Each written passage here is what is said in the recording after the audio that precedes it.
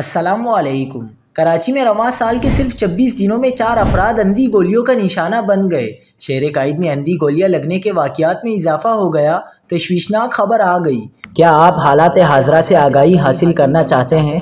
خبر کے پیچھے چھپے اصل حقائق جاننا چاہتے ہیں تو ابھی سبسکرائب کیجئے جلمل پاکستان کو اور ساتھ ہی گھنٹی کے نشان پر کلک کر دیں۔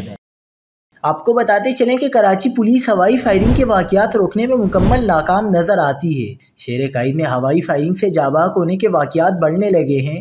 چیپا فاؤنڈیشن نے ہوائی فائرنگ سے جانی نقصانات کے اعداد و شمار جاری کر دیے، جس میں بتایا گیا کہ سال 2024 میں ہوائی فائرنگ سے 11 افراد جاں بحق ہوئے اور 345 افراد زخمی ہوئے۔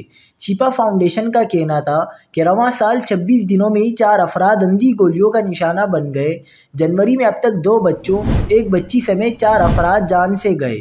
اعداد و شمار کے مطابق جنوری میں اب تک مجموعی طور پر 24 افراد ہوائی فائرنگ سے زخمی ہو چکے ہیں، جن میں 17 مرد، 4 خواتین، 3 بچے زخمی ہوئے۔ پولیس ان واقعات کو روکنے میں بے بس ہے۔